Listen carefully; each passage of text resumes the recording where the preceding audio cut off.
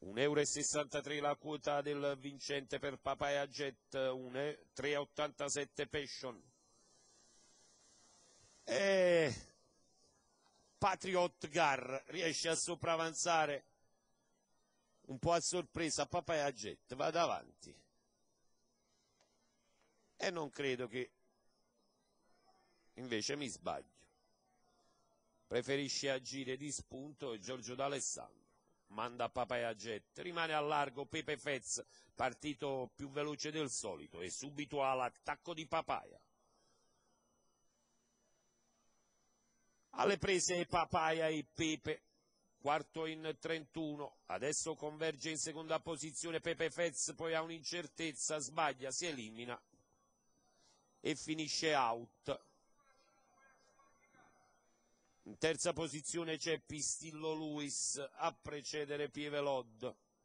47,600 ha graduato a piacimento Papaya Jet, Papaya Patriot Gar, Pistillo Luis e Pievelod. Queste le prime 4 posizioni. Percorso poco agevole per Passion che si industria a largo scoperta.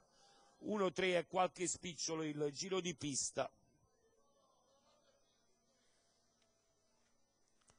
La leader completa il chilometro in 1:19,3, 16,1 l'ultima frazione. Sulla retta delle scuderie allunga Papaya Jet, si avvicina Passion. Passion a caccia di Papaya, lungo la corda Patriot Gar, poi Pistillo.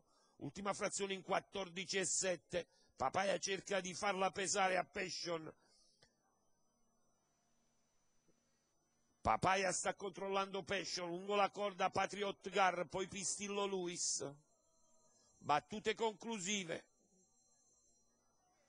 Papaya Jet, Patriot in cerca di varco, trova il varco ma Papaya sta allungando, Patriot si libera, il palo è vicino, Papaya Jet si difende da Patriot Gar.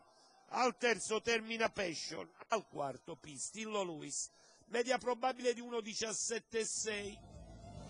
Papaya Jet da un capo all'altro, ma ha dovuto soffrire. Ciro De Cristofaro ha dovuto pennellare e tenere chiuso Patriot Gar, che se avesse trovato il varco un po' prima probabilmente avrebbe potuto giustiziare Papaya Jet, che in questo modo va a vincere doppio nel pomeriggio sia per Ciro De Cristofaro da guidatore che per Papà Francesco da allenatore, e lo stesso Ciro doppio da proprietario. €1,63 la quota di Papaya Jet.